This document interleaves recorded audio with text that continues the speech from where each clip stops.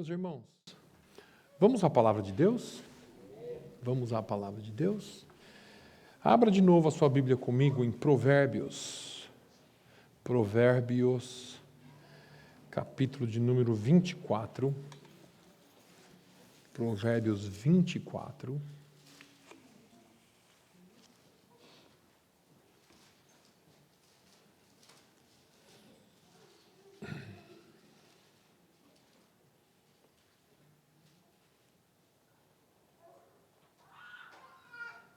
Versículos de números 11 e 12.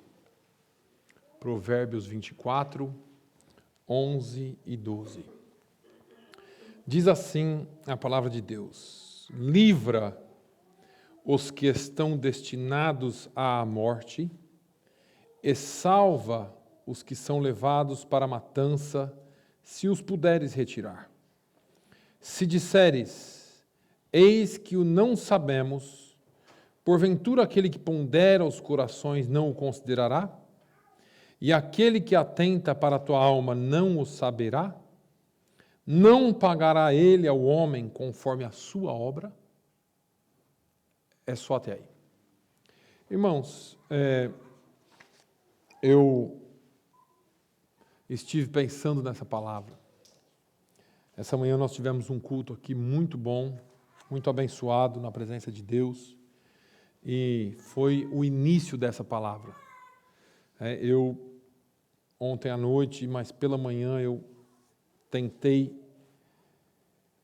rascunhar alguma coisa daquilo que Deus colocou no meu coração, porque é sempre muito difícil expressar o coração e a vontade de Deus, mas eu gostaria de, nessa manhã, falar um pouquinho sobre o coração de Deus e o coração da igreja. E eu vou aproveitar, eu quero conversar com você muito calmamente, porque eu acho que a melhor parte do nosso culto racional é o entendimento da palavra. Se nós não entendermos a palavra e se nós não praticarmos a palavra, pouco se aproveita de todo o resto que fizemos aqui. A palavra de Deus é o centro daquilo que nós precisamos viver no dia a dia. Essa palavra fala do coração de Deus. Essa palavra é uma palavra missionária. É uma palavra para a igreja. Todos nós conhecemos Mateus 28. Dos versículos 16 ao 20, a Bíblia diz que Jesus se encontra com os discípulos em um monte, e lá nesse monte Jesus diz para eles: todo poder me é dado no céu e na terra, portanto, ide, fazei discípulos de todas as nações, batizando-os em nome do Pai, do Filho e do Espírito Santo, ensinando-os a guardar todas as coisas que eu vos tenho mandado. E ele disse: eis que estou convosco todos os dias até a consumação dos séculos. Essa é a grande comissão. Nós vamos pegar o relato de Marcos, em Marcos 16, falando exatamente a mesma coisa. Jesus disse: ide por todo mundo, pregai o evangelho a toda criatura. Quem crer e for batizado será salvo, e quem não crer será condenado. E ele faz uma promessa: e esses sinais seguirão aos que creem, em meu nome expulsarão os demônios, falarão novas línguas, se beberem alguma coisa mortífera não lhes fará dano algum, e porão as mãos sobre os enfermos e os curarão. Essa é a palavra de Deus. E o escritor aos Provérbios, ele vai dizer aqui algo que está no coração de Deus. Antes de Jesus dar a grande comissão, Deus vem no escritor aos Provérbios, ou de Provérbios, e expressa o desejo do coração dele para a igreja.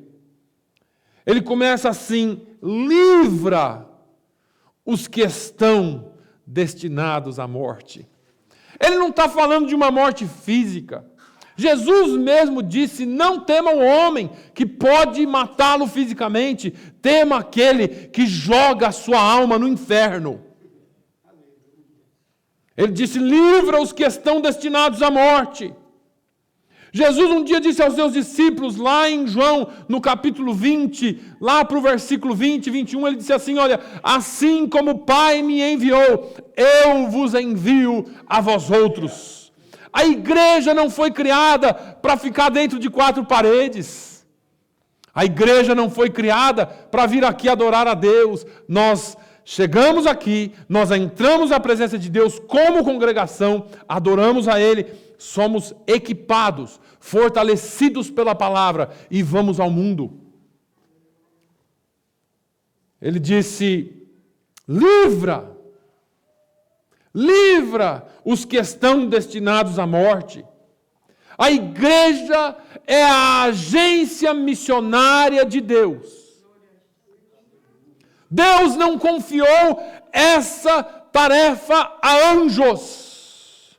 Deus não confiou essa tarefa aos principados. Deus confiou essa tarefa à sua igreja, a mim e a você. Essa tarefa de livrar aqueles que estão destinados. Paulo disse que havia uma sentença. Você e eu estávamos destinados à morte.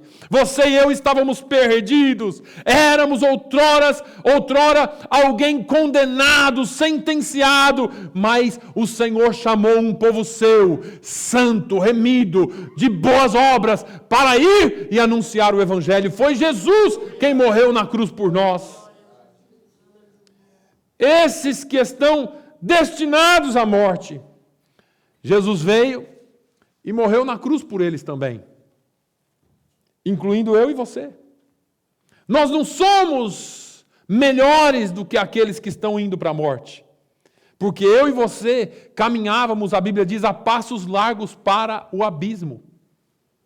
Eu e você caminhávamos para a morte como eles estão indo. A igreja precisa ser missionária. A igreja em Jerusalém enviou pessoas. A igreja em Antioquia, Atos 13, a Bíblia diz que o Espírito Santo vem àqueles homens, mestres, profetas, e fala a eles assim: separa para mim a Barnabé e a Saulo para a obra que eu já tenho preparado para eles. Essa é uma obra do Espírito Santo. A igreja anunciar o Evangelho é uma obra do Espírito Santo. Você não está trabalhando para um pastor, você não está trabalhando para uma instituição, você está cumprindo o ID de Jesus. ID, fazei discípulos. Eu sempre aponto para ali, porque ali está em inglês. Go therefore and make disciples of all the nations. Nós precisamos fazer discípulos. A Bíblia, eu amo quando alguém vem aqui à frente e entrega a sua vida a Jesus. Mas a Bíblia não diz assim: olha, ide por todo mundo e fazei pessoas salvas. A Bíblia diz: ide por todo mundo e fazei discípulos. Entregar-se a Jesus é o primeiro passo de uma vida que você vai ter de aprendizado. Porque ele diz assim: olha, fazei discípulos, ou seja, você entrega a sua vida a Jesus e decide seguir Jesus. Eu vou ser discípulo de Jesus agora. O discípulo, ele precisa ser aceito, ou ele precisa ser reconhecido como família, porque eu vou usar aqui um palavreado bem simples. Quando você começa a namorar alguém, é só um namoro. Eu gosto da fulana, eu gosto do ciclano. E é um namoro, tá bonitinho, florzinha para cá, beijinho para aqui, beijinho para ali. Tá uma coisinha linda. Aí, ela dá um aperto nele. Assim, nós vamos ficar noivo quando? Vamos casar quando? E o cabra vai enrolando a mulher, né? E ele, não, tem que casar, tem que casar. Aí ele dá o que para ela como promessa de casamento? Uma aliança, um anel. E aqui, lá no Brasil, são 2 anéis de ouro, assim, né? Aqui não, aqui é um anel de diamante.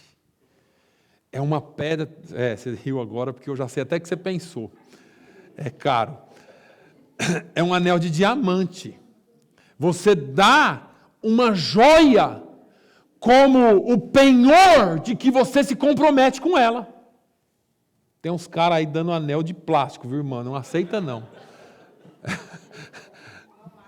É, anel do Walmart. Não aceito, não que o Walmart seja ruim, né? Mas é a promessa de que você vai se empenhar mais. O compromisso fica maior, o compromisso fica mais forte. Aí vem o casamento.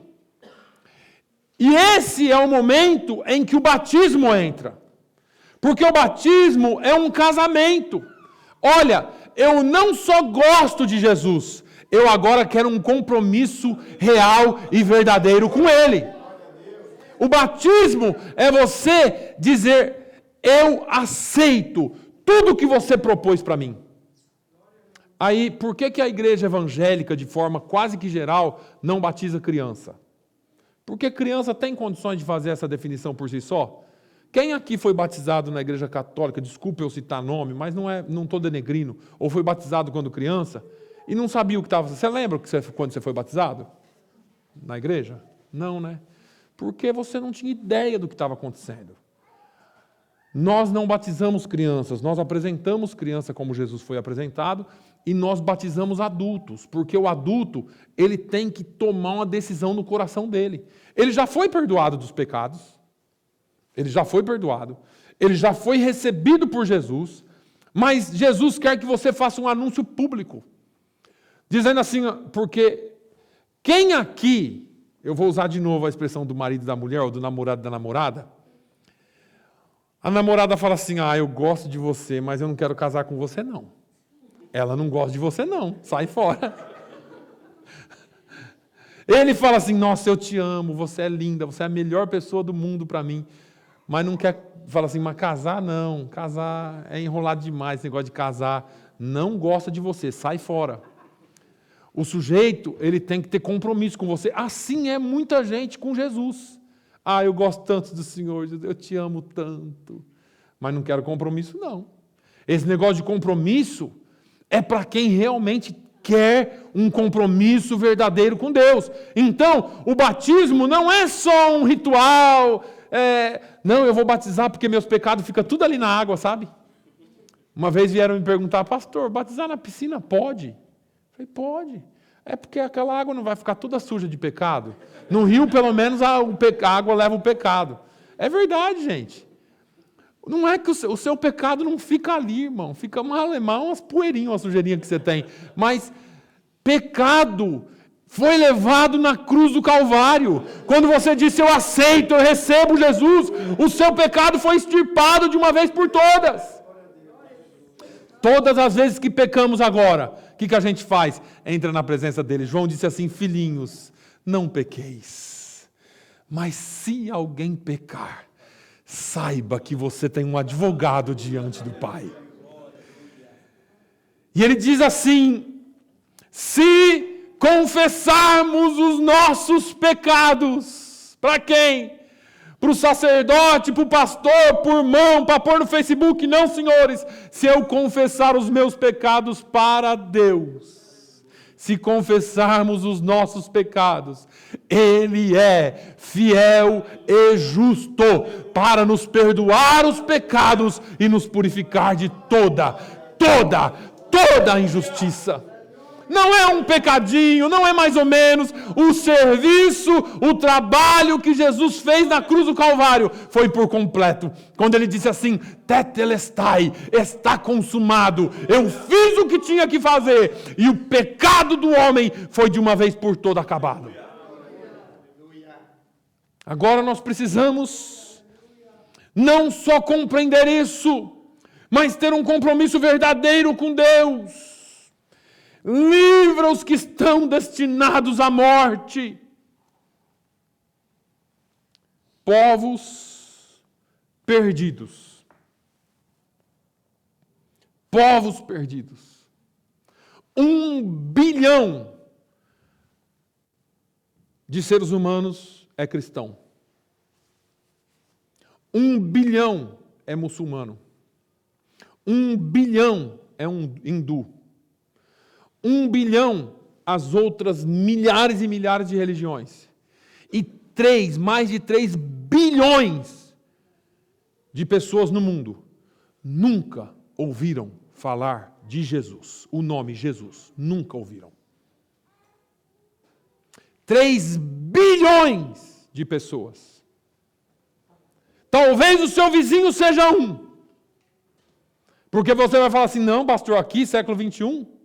Eu já contei aqui, há muitos anos atrás, eu estava com a minha esposa e minha filha lá num desses salões que fazem a unha.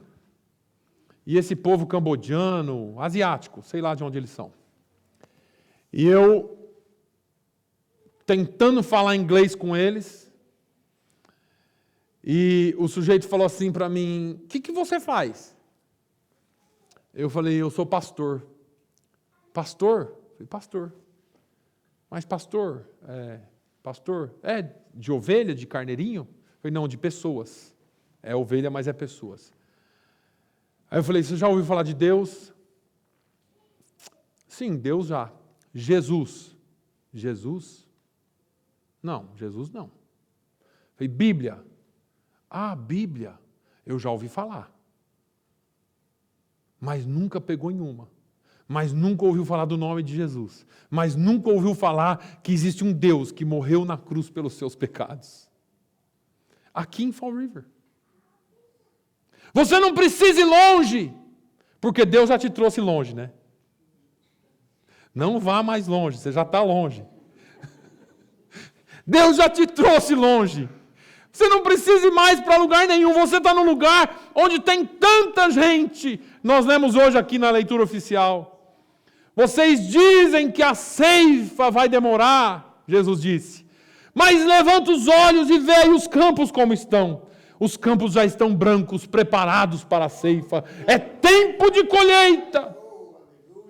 Aí nós pregamos sobre a segunda vinda de Jesus. Jesus vai voltar, Jesus vai voltar. E o povo fala assim, Jesus, que Jesus? Quem é Jesus? Vem de onde e vai para onde? Nunca ouvi falar nem da primeira vinda, como que eu ouvi falar da segunda? Pessoas que nunca ouviram falar desse Jesus, é isso que esse texto está dizendo. Salva, livra os que estão destinados à morte. Precisa haver um clamor dentro de nós. Precisa haver compaixão dentro de nós. Precisa haver amor pelas almas. Aí ele continua assim, salva os que são levados para a matança. Tem um quadro que uma mulher, se eu não me engano, chinesa pintou. Foi uma visão que ela teve. E ela colocou isso em quadro. Uma mulher cristã. Ela disse que uma noite ela estava dormindo. Ela estava orando, melhor, pedindo para Deus, para mostrar para ela o que era céu, o que era inferno, como eram as coisas, porque naquela confusão. E ela disse que Deus mostrou para ela, num sonho, como as pessoas estão indo para o inferno. O quadro é um abismo e multidões caminhando e caindo no abismo dentro do fogo. Talvez você já viu esse quadro em algum lugar. Multidões caminhando e caindo dentro daquele fogo. E assim é que estão as pessoas. Só nos países da janela 1040, que são 65 países, da maioria da África e da Ásia, são os países menos evangelizados do mundo. 58 mil pessoas morrem todos os dias sem ouvir falar de Jesus. 58 mil pessoas. O número de pessoas que não conhecem Jesus, lado a lado, dá volta no nosso planeta 30 vezes. 30 vezes. Se você pegasse uma Bíblia agora e saísse distribuindo uma Bíblia para cada um numa velocidade de 80 km por hora, você ia demorar 4 anos e meio para dar a primeira volta. E quando você terminasse, essa fila teria crescido 80 quilômetros. Você não terminaria. Uma volta só. É muito desesperador saber que você está salvo, que eu estou salvo, mas que milhares e milhares e milhares, todos os momentos, estão indo para o inferno. Salvos que são levados para a matança. O que você vê quando você olha pessoas aí fora? O que você vê quando você olha vidas aí fora? O que você vê quando você olha o mundo aí fora? Tem um testemunho do grande evangelista Billy Sunday, o grande evangelista dos anos 40. Ele estava em uma cruzada em Nova York e um repórter foi entrevistá-lo no 5º andar do prédio onde ele estava, no apartamento. E o repórter perguntou para ele assim: Mr. Sunday, qual é o sucesso, qual é o segredo do seu sucesso ministerial? E ele disse assim: qual é o segredo do meu sucesso? Vem aqui comigo e vê. Abriu a janela do 5º andar e falou assim para ele: olha lá para baixo. E ele olhou e disse: o que você vê? Ele falou: eu vejo rua, pessoas, carros, semáforos, sinais, gente, árvore. Não, olha direito, o que você está vendo? E ele continua dizendo: eu vejo tudo isso, vejo bicicletas, vejo as pessoas. Mas o que você vê quando vê as pessoas? Eu vejo homens, mulheres, crianças. Não, olha melhor. Não, eu vejo umas mulheres de vestido, uns homens de terno, algumas crianças brincando. Não, você não entendeu, olha melhor para elas. O que você vê nas pessoas? E o repórter se irritou e disse: eu já falei, eu vejo os homens vestidos. Ele disse: esse é o seu problema. O segredo do meu ministério é que eu não vejo as pessoas, eu vejo almas caminhando para o inferno.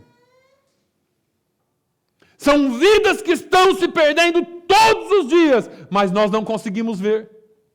Nós estamos andando e vivendo a nossa vida no mais natural possível. Olhamos o mundo aí fora como natural. E mal você sabe que, como Jesus disse uma parábola de um homem rico que guardou, que colheu muito na sua colheita.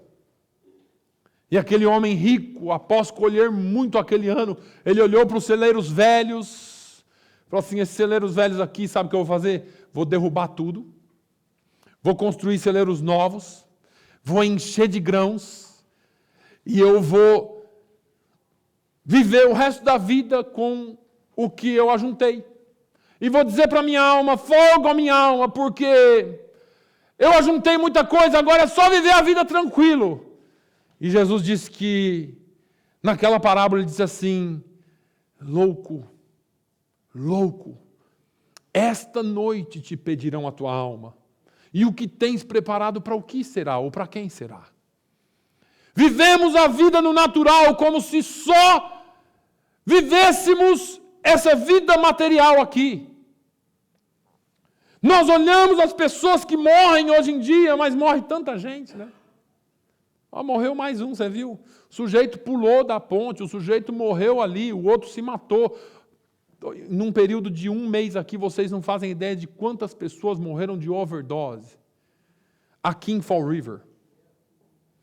Está aí nas notícias para vocês verem. A estatística é terrível. Você acha que essas pessoas que morreram de overdose estão aonde? Eu ouvi o testemunho de um pastor que está no 19º andar de um hotel no Cairo, e ele orando dentro do elevador falou assim: Senhor, eu queria sentir o que o Senhor sente quando uma alma se perde. E ele caiu no chão na hora, tendo quase que um infarto. E ele falou: Senhor, o que está acontecendo? Eu vou morrer. Ele falou: você não queria sentir a dor que eu sinto quando alguém se perde? Não foi isso que você me pediu? E ele começou a chorar e pedir misericórdia para Deus. Porque nós nos sentimos mais pelas almas perdidas. A Bíblia diz que, lá em Mateus, no capítulo 9, Jesus estava com seus discípulos e ele andava de aldeia em aldeia, pregando o evangelho a eles. E a Bíblia diz assim: e ele viu a multidão que andava perdida como quem não tem pastor, e teve grande compaixão dela. Nós não temos mais compaixão. Ele está dizendo aqui, está gritando aos nossos ouvidos: salva os que são levados para a matança. Nós estamos estudando Judas aqui às quartas-feiras. E Judas 22 e 23 disse: apiedai-vos de alguns que estão duvidosos. Você conhece alguém que está duvidoso? Irmãos, se você tem certeza da salvação, do caminho que você está, você não deveria desistir de alguém nunca. Você deveria ter piedade tal que você diria, não, você precisa vir comigo, você vai morrer se continuar nesse caminho. Nós não temos piedade, nós deixamos para lá. E ele disse, salvai alguns, arrebatando-os do fogo, tendo misericórdia deles. Judas 22. Apedai-vos dos que estão em dúvida, e tende, e salve alguns, arrebate-os de fogo, tendo misericórdia deles. Não é que nós somos melhores, é que pela graça de Deus, pela misericórdia de Deus, pelo amor de Deus, Ele nos alcançou. E esse não é um trabalho seu ou meu, isso foi o Espírito Santo. A Bíblia diz que é Ele quem nos convence, que se não for Ele, nós não chegamos até Jesus. Sabe qual é a oração que você deveria fazer aqui hoje? Não é assim, Senhor, eu vim aqui para te encontrar. É o contrário, Senhor, eu vim aqui, me encontra, me acha. Me acha aqui, Jesus. Toca em mim, me convença do meu pecado, me convença disso que o pastor está falando, que a sua palavra está dizendo. Eu quero sentir amor pelas almas. Porque se você diz que ama a Deus, mas não sente amor pelo seu próximo, pela alma perdida, você não ama a Deus verdadeiramente. Não existe ninguém que ame a Deus e que não ame pessoas. Não existe ninguém que ame a Deus e que não ame pessoas. Mas essa palavra, ela é completa. Porque no versículo 12 de Provérbios 24 diz assim, se disseres, eis que não sabemos. Ah, eu não sabia. Eu nem fiz teologia, como que eu vou falar de Jesus para os outros? Eu não sei falar bem, sabe? Eu não sei dizer bem as coisas. Eu não estudei muito a Bíblia, eu não sei muito bem. É interessante que Jesus cura um homem. Ele era cego há muito tempo.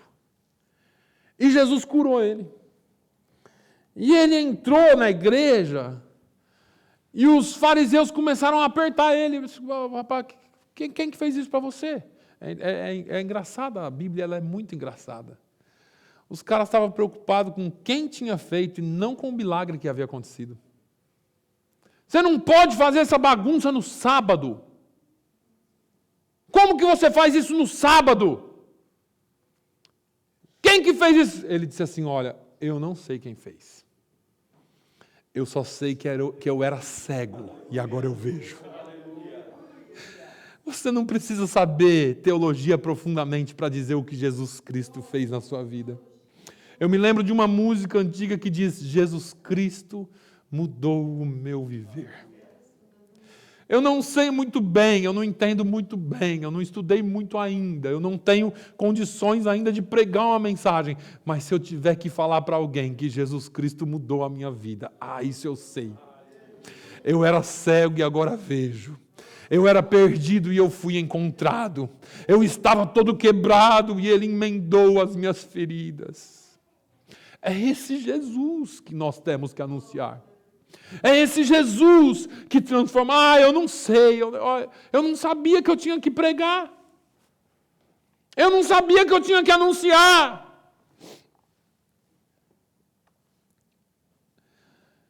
Você um dia foi alcançado por Deus.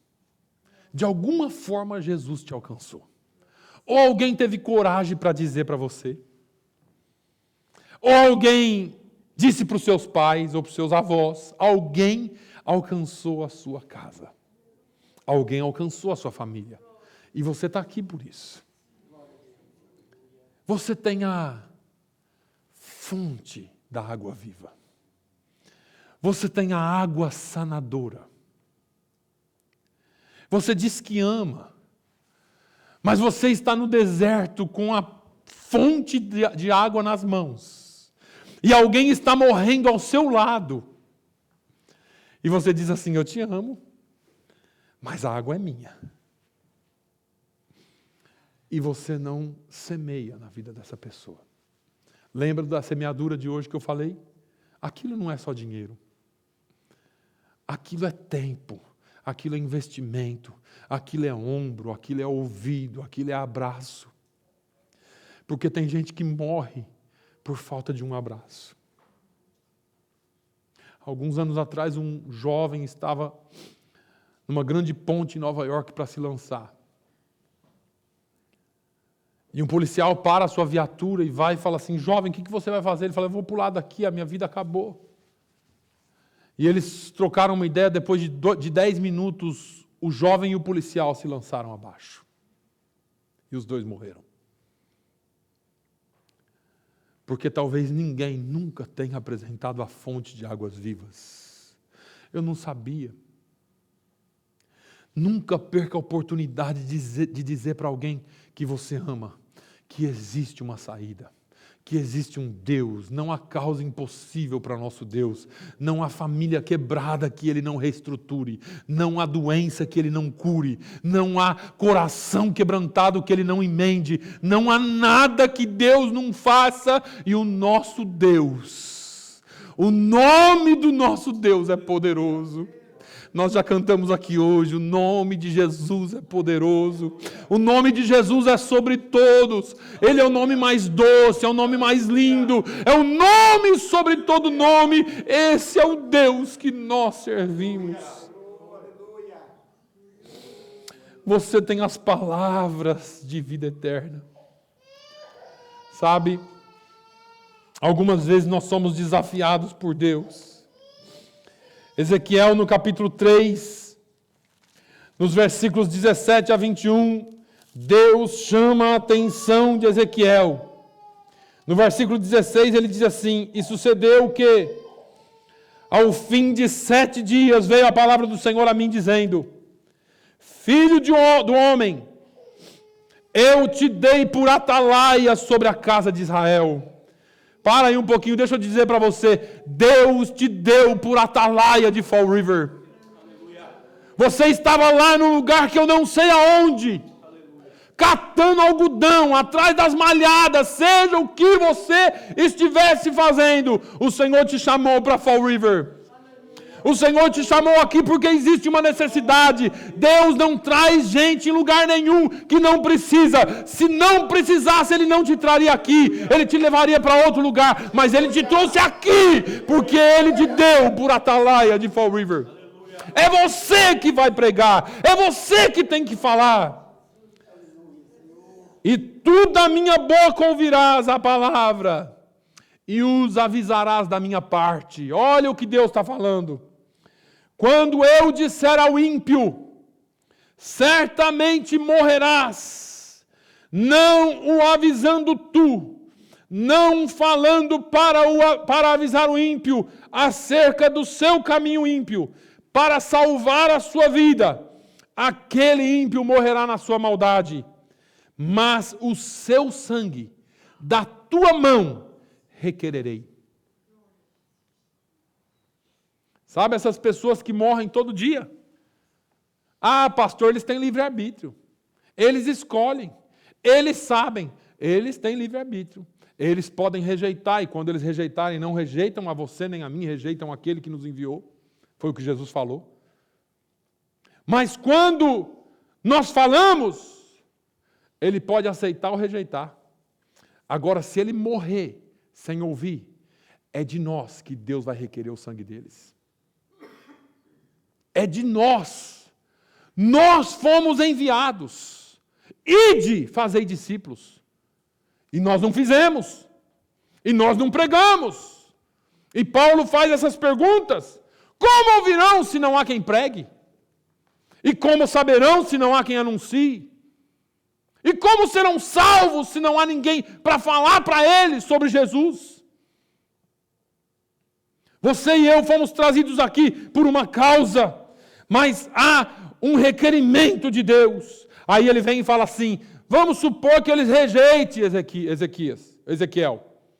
Mas se avisares o ímpio, e ele não se converter da sua impiedade, do seu caminho ímpio, ele morrerá na sua maldade, mas tu livraste a tua alma.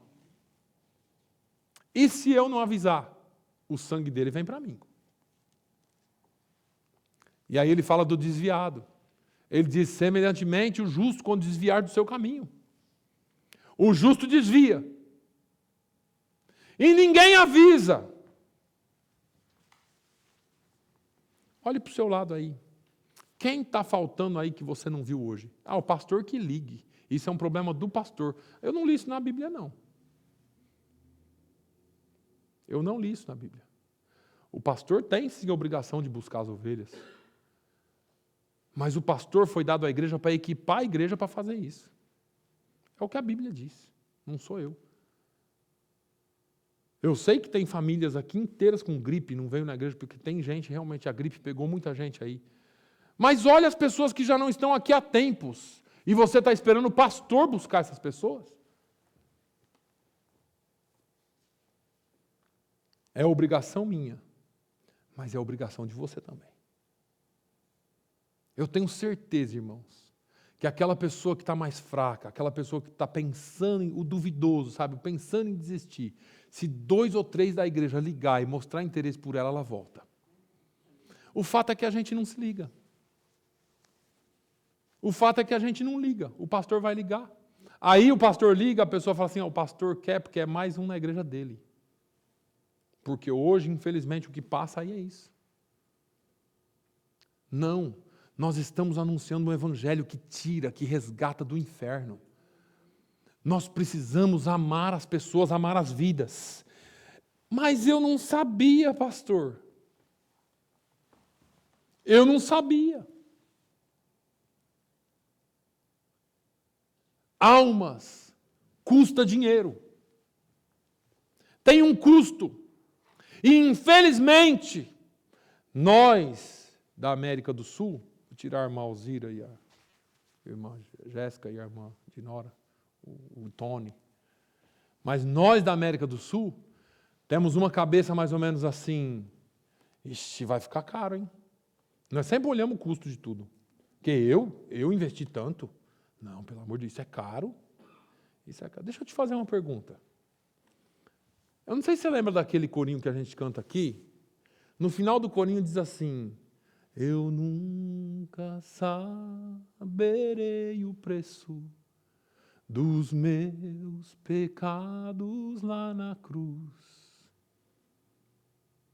É caro, custa dinheiro salvar pessoas, custa dinheiro comprar Bíblia, custa dinheiro comprar panfleto para evangelizar, custa dinheiro fazer um evento, custa dinheiro, custa.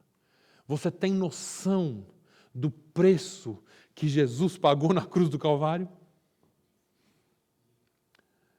Tem um hino antigo que diz assim, eu sei que foi pago um alto preço. Foi pago um preço de sangue. E sangue que verteu, um sangue justo, que lavou e purificou todo o nosso pecado.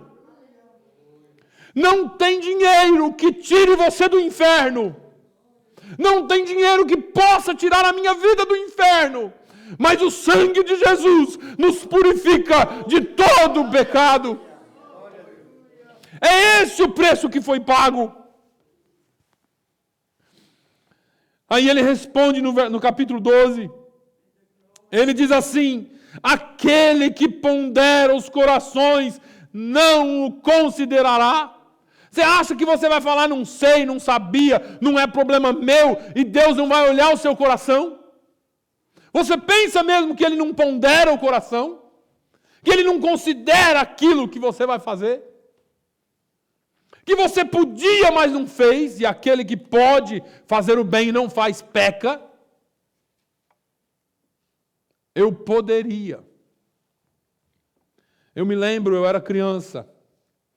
Eu me lembro do meu pai chorando dias, porque um jovem que trabalhava com a gente faleceu num acidente de moto. E eu lembro do meu pai de joelho chorando e dizendo assim, eu tinha que ter falado um pouco mais. Me perdoe, Senhor, porque eu poderia ter falado um pouco mais do seu amor por ele. Eu poderia ter falado um pouco mais do seu sofrimento na cruz por ele, pela vida dele. Mas eu não falei o tanto que era necessário. Às vezes nós julgamos as pessoas porque elas chegam aqui quebradas, como você é e como eu sou, porque não tem ninguém perfeito aqui. A gente se esconde atrás de um terno, de uma roupa, que parece justo, mas se não fosse pela graça e pela justificação de Cristo, eu e você estaríamos no inferno. Nós julgamos as pessoas. Aquele ali não tem jeito mais não. Aquela ali é uma quebrada, aquela ali é uma destruída. Ah, irmãos, o nosso Deus é o Deus que traz à existência aquilo que não existe. O nosso Deus pega aquele que não tem nenhum vigor e levanta ele. O nosso Deus pega o homem do monturo e coloca sentado com os príncipes. Esse é o Deus que nós servimos. O nosso Deus cura, o nosso Deus trabalha, o nosso Deus transforma. Aquele que atenta para a tua alma não o saberá. Você acha que Deus não sabe o que passa no seu coração? Eu podia, mas não fiz. E Deus sabe. Ele olha a tua alma, Ele olha o teu coração. E aí vem a cartada final. Não pagará Ele ao homem conforme a sua obra. E a gente olha o juízo de Deus só para o ímpio. Mas a Bíblia diz que cada um de nós daremos conta por aquilo que tivermos ou não feito. Todos nós pagaremos. Todos nós estaremos diante do tribunal de Cristo um dia. Do trono de Deus, do grande julgamento. Aqueles que para a perdição, aqueles que para a salvação, pelas suas obras serão julgados. E Paulo fala lá em 1 Coríntios 3, ele dá uma palavra forte. Ele fala que tem um tipo de gente na igreja que vai ser salvo pela raspa. Já ouviu aquele negócio de passou raspando? A porta quase fechou, bateu assim na hora que você passou. Vai ser uns tipos aí. 1 Coríntios capítulo 3, Paulo fala assim, olha, Deus vai provar a obra de todo mundo. E Ele vai provar com fogo. Alguns, obra de feno, mato. Outros de madeira. Outros de prata, outros de ouro.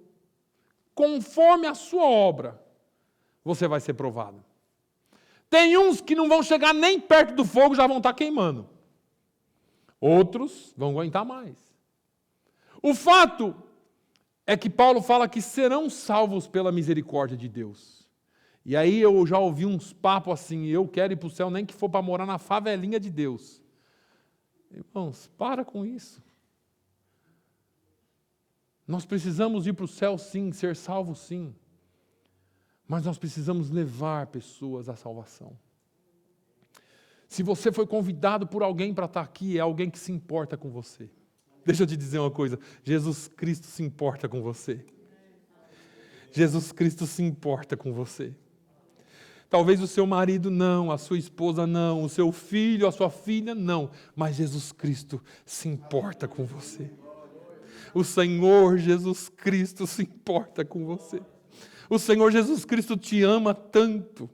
Ele não só deu a vida por você na cruz do Calvário, mas Ele te garante vida eterna para sempre com Ele.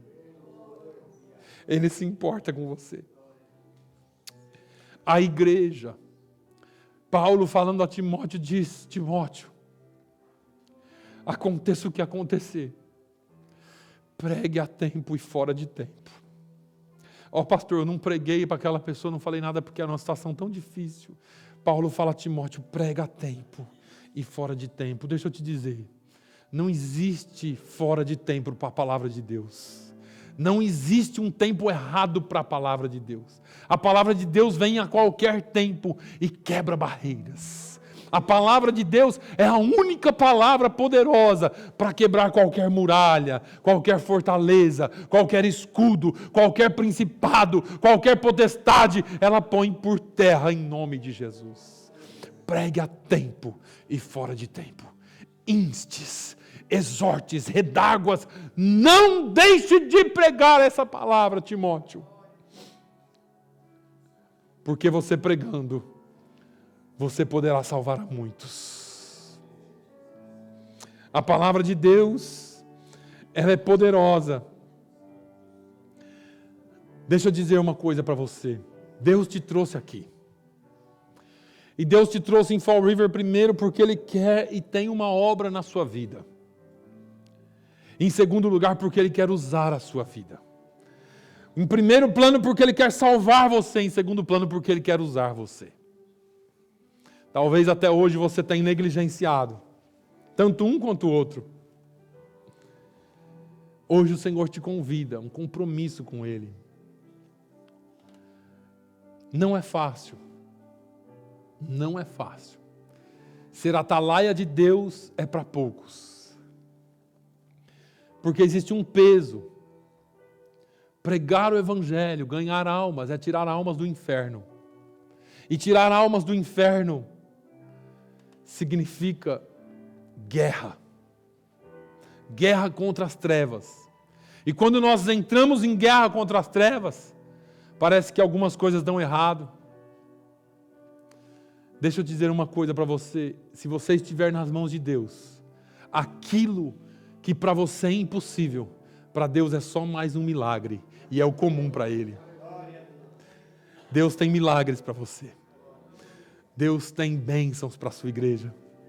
Fique de pé por um instante, por favor. O nome de Jesus é poderoso. O nome de Jesus é poderoso. O nome de Jesus é sobre todos. Nome mais doce, nome mais lindo, nome sublime, é o nome de Jesus. O nome de Jesus sara os feridos. O nome de Jesus sara os feridos. Nome mais santo, nome mais puro, nome, aleluia, é o nome de Jesus. Continua. Se você quer firmar um compromisso com Deus nesta manhã, nesse início de tarde, talvez você diga: pastor, eu já entreguei minha vida a Jesus. Mas talvez você queira um compromisso mais sério com Ele, um compromisso no seu coração, de você contar, de você dizer aquilo que Ele fez na sua vida. Esse nome é poderoso. E talvez você entregou a sua vida a Jesus, mas você ainda tem uma dor no seu coração. Algo que você quer ver mudado.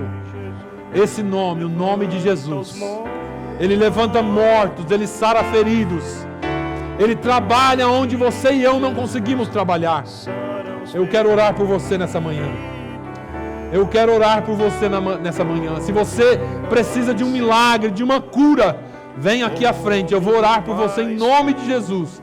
Porque eu creio no Deus que faz milagres. Eu creio no Deus que ainda transforma água em vinho, que ainda levanta mortos, que ainda faz milagres acontecer. Se você crê, se você quer, você não é obrigado, mas se você quer, vem aqui. Aleluia. Em nome de Jesus, levanta os mortos. Ele sara os feridos.